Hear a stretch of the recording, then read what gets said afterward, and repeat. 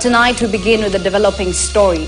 The Azimio La Umoja coalition is calling for a judicial inquest into the chopper accident that claimed the lives of the Chief of Defense Forces, General Francis Ogolla, and 9 other military officers. In a news conference held today, the Azimio leaders demanded that family members of the military officers who perished must also be included in the probe. Grace Nganga starts us off tonight.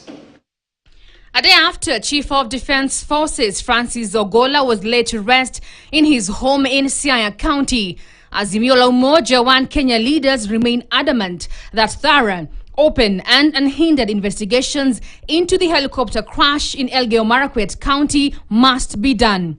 They say the probe into the crash should also be open to civilians and not restricted to the military. The PG called for a judicial inquest into the accident and death as opposed to mere investigation led by the military that is close to civilians.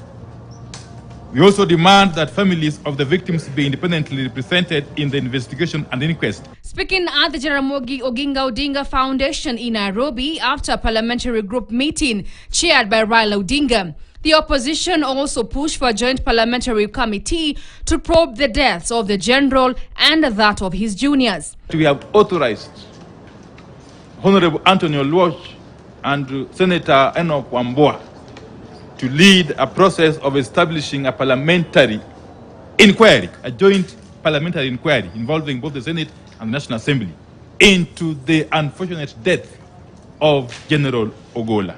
They also questioned why President William Ruto was not using the team that was gazetted by Transport Cabinet Secretary Kipchumba Murkomen. Already, we are seeing worrying signs. We have noted that Mr. Ruto set up a separate investigation team away from the one gazetted by its Cabinet Secretary Kipchumba Murkomen. In a Gazette notice dated April 19, 2024, Murkomen appointed an aircraft investigations team, saying that the team will be led by Captain Peter Maranga.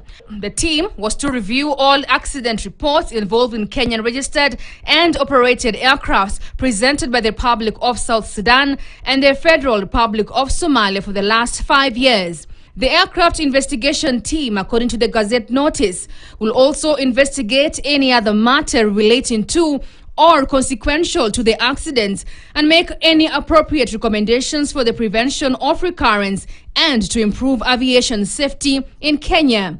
During the General Ogolla's burial in Siaya on Sunday, President William Ruto said he had full confidence in the military team that is investigating the chopper crash. I have full confidence that General Omenda and the team he has appointed to make sure that all details